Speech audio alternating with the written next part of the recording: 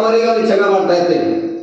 100 ತಪ್ಪು ಮಾಡಲಿ ಕ್ಷಮೆ, ಆದರೆ 101 ತಪ್ಪು ಮಾಡಿದ್ರೆ ನಿನ್ನ ಮಗನಿಗೆ ಶಿಕ್ಷೆ ಆಗ್ತದೆ. ಅದಕ್ಕೆ ನೀ ಏನ್ ಮಾಡೋ ತಾಯಿ, ಆ ಮಗುವನ್ನ ಏನ್ ಮಾಡು, ಸಂಸ್ಕಾರ ಕೊಡು, ಆ ಮಗನಿಗೆ ಸಂಸ್ಕೃತಿ ಕೊಡು. ಇಲ್ಲ ಅಂದ್ರೆ 100 ತಪ್ಪು ಮಾಡಿದ್ರೆ ಅವನು ತನ್ನ ಪ್ರಾಣವನ್ನು ಕಳ್ಕೊತಾನೆ. ಹಾಗಾಗಿ ಇದು ವಚನ ನಾನು ಕೊಡ್ತೀನಿ ಅಂತ ಹೇಳಿ ಭಗವಾನ್ ಶ್ರೀ ಕೃಷ್ಣ ತಮ್ಮ ಸೋದರರಿಗೆ ಆ ಘಟನೆಯನ್ನು ಕೊಡ್ತಾನೆ.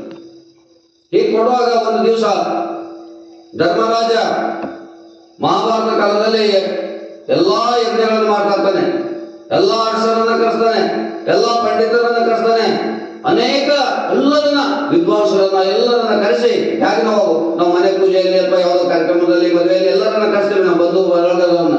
ಹಾಗೆ ಎಲ್ಲರನ್ನ ಕರೆಸಿದ ಮಧ್ಯದಲ್ಲಿ ಕೃಷ್ಣನನ್ನ ಎಲ್ಲರೂ ಗೌರವಿಸ್ತಾರೆ, ನಮಸ್ಕಾರ ಮಾಡ್ತಾರೆ ಎಲ್ಲರನ್ನ.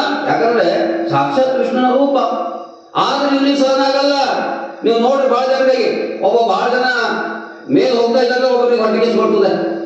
ನಮ್ಮ ಊರಲ್ಲಿ ನಮ್ಮ ಮನೆ ಇದೆ, ಒಬ್ರು ನಾನು ಬಾಲ್ಯದಲ್ಲಿ ಮಾತ್ರ ನೆನಪು ಬರ್ತದೆ. ಒಬ್ಬ ಒಳ್ಳೆ ಟ್ರ್ಯಾಕ್ಟರ್ ತಂದಿಲ್ಲ ನಮ್ಮ ಕ್ಲಾಸ್ಮೇಟ್ ಒಬ್ಬ ಸರ್. ಆ ಟ್ರ್ಯಾಕ್ಟರ್ ತಂದಾಗ ರಾತ್ರಿ ಅದು ಟ್ರ್ಯಾಕ್ಟರ್ದು ಪಟ್ಟಿ ಕಟ್ಬೇಡಿ ಸುಮ್ಮನೆ. ಇಂಥವ್ರು ಇರ್ತಾರೆ, ನಾನು ಒಬ್ಬ ಒಳ್ಳೆ ಮಾತ್ರ ಅವ್ರಿಗೆ ಸಂಬಂಧ ಇರಲ್ಲ, ಆದ್ರೆ ಒಬ್ಬ ಒಳ್ಳೆ ಅಲ್ಲ ಅಂತ ನಾನು ಹೊಟ್ಟೆ ಕಿಚ್ಚು ಬರ್ತಾರೆ, ಹೊಟ್ಟೆ ಕಿಚ್ಚು. ಅದಕ್ಕೆ ಶರಣ ಹೇಳ್ತಾರೆ, ಎಲ್ಲ ಕಿಚ್ಚು ಎಲ್ಲಿಗೆ ಸುಡಬಹುದಯ್ಯ. ನಾವು ಇನ್ನೊಬ್ಬರ ಬಗ್ಗೆ ಕೆಟ್ಟದ ಬಯಸಿದ್ರೆ ನಮಗೆ ಕೆಟ್ಟದಾಗ್ತದೆ, ಭಸ್ಮ ಸುರಿದಾಗ. ಅದಕ್ಕೆ ಆದಷ್ಟು ಮಟ್ಟಿಗೆ ನಮ್ಮ ಜ್ಞಾನ ಪಟ್ಟಣ ಇನ್ನೊಬ್ಬರ ಬಗ್ಗೆ ಒಳ್ಳೆಯದನ್ನೇ ಮಾಡ್ಬೇಕು, ನಾ ಕೆಟ್ಟದನ್ನ ಮಾಡಬಾರ್ದು. ಆದರೆ ಈಗ ಶಿಶುಪಾಲ ಏನಾಗಿದೆ ಅಂದ್ರೆ ಒಟ್ಟು ಒಳ್ಳೆಯದನ್ನು ಕಂಡ್ರೆ ಅವನೇ ಆಗ್ತಿರ್ಲಿಲ್ಲ.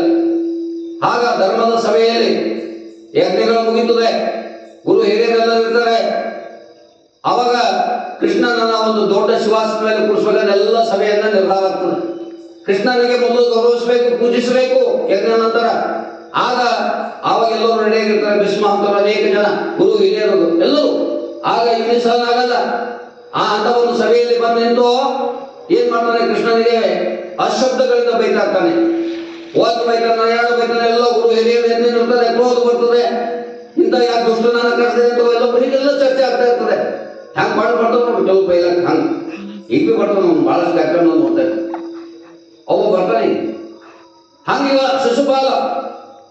ಶಿಶುಪಾಲ ಏನ್ ಮಾಡ ಅಂದ್ರೆ ಆ ಧರ್ಮದ ಸಭೆಯಲ್ಲಿ ಕೃಷ್ಣನನ್ನ ಅಶಬ್ದಗಳಿಂದ ಬೈತಾ ಇದ್ದ.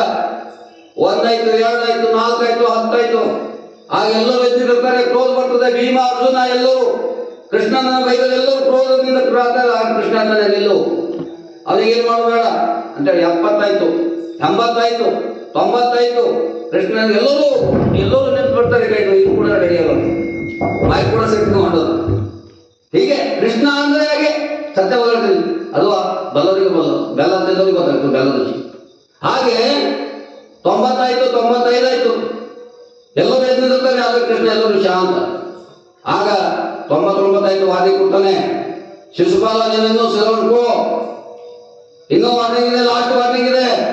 ನಿನ್ನ ತಪ್ಪು, ನಿನ್ನ ಅಜ್ಞಾನವನ್ನು ಬಿಟ್ಬಿಡು, ನಿನ್ನ ಅಧರ್ಮದಿಂದ ಮಾಡ್ತಾ ಇದ್ದ ಕೆಲಸ ಅಂದ್ರೂ ಕೇಳೋದಿಲ್ಲ ಶಿಶುಪಾಲ.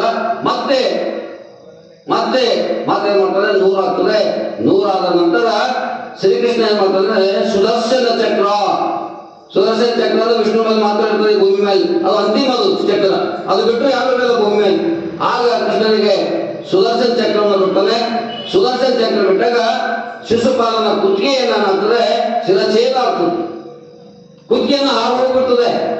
ಆಗ ಹಾರೋಗ್ಬಿಟ್ಟಾಗ ಆ ಸಂದರ್ಭದಲ್ಲಿ ಏನಾಗ್ತದೆ, ಕೃಷ್ಣನ ಬೆರಳಿನಿಂದ ಚಕ್ರ, ಸುದರ್ಶನ ಚಕ್ರ ಏನಾಗ್ತಿತ್ತಲ್ಲ, ಅದು ಚಕ್ರವನ್ನ ಅಕ್ರೋಧದಿಂದ ಕೃಷ್ಣ ಹೋದಾಗ ಆ ಬೆರಳನ್ನ ಕೃಷ್ಣನಿಗೆ ಏನಾಗ್ತದೆ, ರಕ್ತ ಬರ್ತಾ ಇರ್ತದೆ. ಕೃಷ್ಣನಿಗೆ ಏನಾಗ್ತದೆ, ಚಕ್ರವನ್ನ ಬಿಟ್ಟಾಗ ಕೃಷ್ಣನ ಬೆರಳಿಗೆ ರಕ್ತ ಬರ್ತಾ ಇರ್ತದೆ. ಆ ರಕ್ತದಲ್ಲಿ ಬಂದಾಗ ಇಡೀ ಸಭೆಯಲ್ಲಿ ಇದ್ದಂತ ಎಲ್ಲರೂ ನೋಡ್ತಾ ಇರ್ತಾರೆ. ಯಾರು ಪಟ್ನೆ ಬಂದು ಆ ಬೆರಳಿಗೆ ದಾರವನ್ನು ಕಟ್ಟಲ್ಲ, ಆ ಬೆರಳಿಗೆ ಯಾವುದೊಂದು ಅರಿವು ಕಟ್ಟಬೇಕಲ್ಲ, ಯಾರು ಕಟ್ಟಲ್ಲ.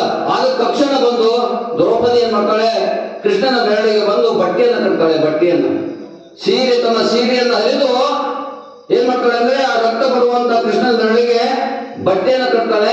ಆ ಬಟ್ಟೆಯನ್ನು ಕಟ್ಟಿದಾಗ ರಕ್ತ ನಿಲ್ಲುತ್ತದೆ. ಆಗ ಕೃಷ್ಣನಿಗೆ ಬಹಳ ಸಂತೋಷ ಆಗ್ತದೆ. ಅಮ್ಮ, ನೀನು ನನ್ನ ಸೋದರಿದ್ದಾಗೆ, ನನ್ನ ಬೆರಳನ್ನ ರಕ್ತ ಬರುತ್ತಿರುವಾಗ ನಿನ್ನ ಸೀರೆಯನ್ನ ಲೆಕ್ಕಿಸದೆ ಸೀರೆಯನ್ನು ಹರಿದು ನನ್ನ ಬೆರಳಿಗೆ ಕಟ್ಟಿದಲ್ಲ, ಇಂದಿನಿಂದ ನನ್ನ ಏನಾಗಿದೆ, ನನ್ನ ಸೋದರಿಯಾಗಿದೆಯಲ್ಲ. ನನ್ನ ತಂಗಿ ಇದ್ದೀನಿ ಗೊತ್ತಿಲ್ಲ. ಅದಕ್ಕೆ ನೀನ್ ಹೆಂಗ ನನ್ನ ಬೆರಳನ್ನ ರಕ್ಷಣೆ ಮಾಡಿದೋ ಹಾಗೆ ಇಡೀ ಜೀವನದಲ್ಲಿ ನಿನಗೆ ಕಷ್ಟ ಬಂದಾಗ ಕ್ಷಣ ಕ್ಷಣಕ್ಕೂ ನಿನ್ನ ರಕ್ಷಕನಾಗಿ ನಿನ್ನ ರಕ್ಷಣೆ ಮಾಡುವುದೇ ನನ್ನ ಧರ್ಮ. ಹಾಗಾಗಿ ಅಮ್ಮ ನಿನಗೆ ಇವತ್ತಿನ ಏನಾದ್ರು ಆಶೀರ್ವಾದ ಮಾಡ್ತಾನೆ ಕೃಷ್ಣ. ಆಶೀರ್ವಾದ ಮಾಡಿದ ಏನು ಬಟ್ಟೆಯ ಸಂಕೇತ ಅದಲ್ಲ, ನೂಲಿನ ಸಂಕೇತ ಅದಲ್ಲ, ಅದು ಏನಾಯ್ತು ಅಂದ್ರೆ ಮುಂದೆ ನೂಲ ಹುಣ್ಣಿಮೆ ಅಂತ ಕರೀತಾರೆ, ರಕ್ಷಾಬಂಧನ ಅಂತ ಕರೀತಾರೆ, ರಾಖಿ ಪೂರ್ಣಿಮಾ ಅಂತ ಕೂಡ ಕರೀತಾರೆ. ಈ ಹಬ್ಬದ ಹಿನ್ನೆಲೆ ಮುಂದೇನಾಗ್ತದೆ, ಆ ದ್ರೌಪದಿಗೆ ಇವೆಲ್ಲ ಗೊತ್ತಿದೆ. ದ್ರೌಪದಿ ಏನಾಗ್ತದೆ ಅಂದ್ರೆ ಎಲ್ಲರೂ ಇರ್ತಾರೆ. ಪಗಡಿ ಆಟದಲ್ಲಿ ದ್ರೌಪದಿಯನ್ನೇ ದುಶ್ಯಾಸನ ಸಾಮೂಹಿಕವಾಗಿ ದ್ರೌಪದಿಗೆ ಏನ್ ಮಾಡ್ತದೆ ಗೊತ್ತಿಲ್ಲ, ನಿಮ್ಗೆಲ್ಲ ಗೊತ್ತಿದೆ. ರಾಮಾಯಣದಲ್ಲಿ ಮಹಾಭಾರತದಲ್ಲಿ ಕೊಟ್ಟಂದ್ರೆ ಎಲ್ಲರೂ ಹೋದಾಗ ಪಗಡಿ ಆಟದಲ್ಲಿ ಸೋತು ಹೋಗ್ತಾರೆ ಪಾಂಡವರು. ಈ ದ್ರೌಪದಿಯನ್ನ ನಡು ಸಭೆಯಲ್ಲಿ ದುಶ್ಯಾಸನ ಏನ್ ಮಾಡ್ತಾನೆ ಅಂದ್ರೆ ಸೀರೆಯನ್ನ ಹೇಳ್ತಾ ಇರ್ತಾನೆ. ಸೀರೆಯನ್ನು ಹೇಳುವಾಗ ಆಗ ಎಲ್ಲ ಕೊಟ್ಟಂತವರೆಲ್ಲರೂ ಗುರು ದ್ರೋಣರೆಲ್ಲರೂ, ಗುರುಗಳು, ಹಿರಿಯರು, ಪಂಡಿತರು, ರಾಜರೆಲ್ಲರೂ ಖಂಡಿತ ಕೂಡರಾಗ್ತಾರೆ. ಕಣ್ಣಿವೆ ಅದು ಕೂಡಾಗ್ತಾರೆ. ಆಗ ಅಂತಾರೆ, ಇಂಥ ಜನ ಬೇಕಾ, ಇಂಥ ರಾಜರು ಬೇಕಾ, ಇಂಥ ಜನರು ಬೇಕಾ, ಇಂಥ ಪುರುಷರು ಬೇಕಾ ಭೂಮಿಯಲ್ಲಿ ಅಮ್ಮ. ಆಗ ದ್ರೌಪದಿಗೆ ಬಹಳ ನೋವಾಗ್ತದೆ. ನೋವಾದಾಗ ಕೊನೆಗೆ ಒಂದೇ ಅಸ್ತ್ರ ಇರ್ತದೆ, ಕಷ್ಟ ಬಂದಾಗ ಒಬ್ಬನೇ ಒಂದೇ ಅಸ್ತ್ರ ಇರ್ತದೆ. ಆಗ ಕೃಷ್ಣ ಅಲ್ಲಿವರೆಗೂ ನೋಡ್ಕೋತಾ ಕೂತಾನೆ, ಏನ್ ಮಾಡ್ತಾರೆ ಅಮ್ಮ ನೋಡೋಣ ಅಂತ. ಆ ಕೊನೆಗೆ ಸೀರೆಯನ್ನ ಕೊನೆ ಭಾಗದಲ್ಲಿ ಬಂದಾಗ ಆವಾಗ ಏನ್ ಮಾಡ್ತಾರೆ ಅಂದ್ರೆ, ನೋವಾದಾಗ ಅಮ್ಮ ಅಂತೇವೆ, ನೋವಾದಾಗ ದೇವರೇ ಅಂತೇವೆ. ಆಗ ದ್ರೌಪದಿಗೆ ನೋವಾದಾಗ ಓ ಕೃಷ್ಣ ಅಂದಳ, ಕೃಷ್ಣ ಅಂತ. ಆಗ ಕೃಷ್ಣ ಪ್ರತ್ಯಕ್ಷನ ಆಗ್ತಾನೆ. ಆಗ ನಿನ್ನ ಸೀರೆ ಎಳೆಯುವಂತ ದುಶ್ಯಾಸನಿಗೆ ಪಾಠವನ್ನು ಕಲಿಸಬೇಕಾಗಿ ಆಗ ಹೇಳುವಂತ ಭಗವಾನ್ ಕೃಷ್ಣ ಯಾವ ಎಷ್ಟೇ ಆದರೂ ಅಷ್ಟು ಸೀರೆ ಬಿಡ್ತಾ ಇರ್ತಾನೆ. ಅಮ್ಮ ನಿನ್ನ ರಕ್ಷಕನಾಗಿ ನಾನು ಕೆಲಸವನ್ನ ಮಾಡ್ತೇನೆ. ಆಗ ವಚನ ಕೊಟ್ಟಿದ್ದ ಏನಂತಂದ್ರೆ, ನಿನ್ನ ನೂಲ ಎಷ್ಟಕ್ಕೆ ನೂಲವಿಲ್ಲ ಅದು 100 ಪಟ್ಟು ನೀನು ನಾನು ರಕ್ಷಕನಾಗಿದ್ದೇನೆ, ನಾನು ರಕ್ಷಣೆ ಮಾಡ್ತಾಳೆ ತಾಯಿ ಅಂತೇಳಿ ದ್ರೌಪದಿಗೆ ಏನ್ ಮಾಡ್ತಾಳೆ, ರಕ್ಷಣೆಯನ್ನು ಕೊಡ್ತಾನೆ ಭಗವಾನ್ ಕೃಷ್ಣ. ಅದಕ್ಕೆ ಹೇಳಿದ್ದೇನೆ, ಅಂದಿನಿಂದ ರಾಖಿ ಪೂರ್ಣಿಮಾ, ರಾಖಿ ಹಬ್ಬ ಅಂತೇಳಿ ಮಹಾಭಾರತದ ಹಿನ್ನೆಲೆಯಿಂದ ಇಲ್ಲಿವರೆಗೆ ನಾವು ಕೊಂಡು ಬರ್ತಾ ಇದ್ದೀವಿ. ಹಾಗಾಗಿ ಇವತ್ತು ನಾವು ಅನೇಕ ಮಹಿಳೆಯರ ಮನೆಗೆ ಹೋಗ್ಲಿ, ಹಿರಿಯರು ಹೋಗ್ಲಿ, ಎಲ್ಲ ಘಟನೆಗಳು ನೋಡ್ತೇವೆ. ಅನೇಕ ಹಿಂದಿನ ಕಾಲದಲ್ಲಿ ಯುದ್ಧಕ್ಕೆ ಹೋಗುವಾಗ, ಗಂಡ ಯುದ್ಧಕ್ಕೆ ಹೋಗುವಾಗ ಹೆಂಡತಿ ಆದವರು ಏನ್ ಮಾಡ್ತಿರೋದ್ರೆ ರಕ್ಷೆ ಕವಚವನ್ನು ಕೊಡ್ತಿರು. ರಕ್ಷೆ ಕವಚ ಏನಂತಂದ್ರೆ, ನಿನ್ನ ಕೂಕಮೆಲ್ಲ ಹಚ್ಚಿ ನಿನ್ಗೆ ಒಳ್ಳೇದಾಗ್ಲಿ, ದೇವ್ರಿಗೆ ಒಳ್ಳೇದು ಮಾಡಿದ್ರೆ ಕೈಯಲ್ಲಿ ದಾರವನ್ನು ಕಟ್ಟು ಯುದ್ಧ ಕಳಿಸ್ತಿದ್ರು ಹಿಂದಿನ ಕಾಲದಲ್ಲೆಲ್ಲ. ಇದು ರಕ್ಷಾಬಂಧನದ ಒಂದು ಕಟ್ಟೆ. ರಕ್ಷಾಬಂಧನ ಅಂದ್ರೆ ಹೆಣ್ಣು ಮಕ್ಕಳನ್ನ ರಕ್ಷಣೆ ಮಾಡುವುದು, ಹೆಣ್ಮಕ್ಕಳನ್ನ ಗೌರವಿಸುವುದು, ಹೆಣ್ಮಕ್ಕಳನ್ನ ತಾಯಿಯಂತೆ ತಿಳ್ಕೊಳ್ಳೋದು, ಹೆಣ್ಮಕ್ಳಿಗೆ ಕಷ್ಟ ಬಂದಾಗ ಅವ್ರ ಹಿಂದೆ ನಾವು ಇದ್ದೇವೆ ಎಂಬ ಸಂಕೇತದ ಒಂದು ಹಬ್ಬವೇ ಇವತ್ತು ಯಾವುದಿದೆ ಅಂದ್ರೆ ರಕ್ಷಾಬಂಧನ. ಅಂದ್ರೆ ರಕ್ಷಣೆಗೆ ನಾವು ಸಿದ್ಧ ಇದ್ದೇವೆ ಪುರುಷರಾದವರು ಎಂಬ ಭಾವನೆ ನಮ್ಮ ಈ ಹಬ್ಬದ ವಿಶೇಷತೆ. ಇದು ಮಹಾಭಾರತ ಮತ್ತು ಶ್ರೀಕೃಷ್ಣನ ಕಾಲದಿಂದ ಬಂದಂತ ಒಂದು ಹಿನ್ನೆಲೆವಾದಂತ ಘಟನೆ ನಾವು ಸಾಮಾನ್ಯವಾಗಿ ನೋಡುತ್ತೇವೆ. ಹಾಗಾಗಿ ಕೃಷ್ಣ ಅಂದ್ರೆ ಹಾಗೆ ನಿಮ್ಗೆ ಹೇಳ್ತಿಲ್ಲ, ದ್ರೌಪದಿಗೆ ಎಲ್ಲ ಬಿಟ್ಟು ನಂಬಿಕೆ ಎಲ್ಲದ ದೊಡ್ಡದು. ರಕ್ಷಾಬಂಧನ ಅಂದ್ರೆ ಸುಮ್ಮ ಹೋಗಿ ದಾರ ಕಟ್ಟೋದಲ್ಲ, ದಾರದಿಂದ ಇರಬೇಕು ಅಂದ್ರೆ ಪ್ರೀತಿ ಇರಬೇಕು.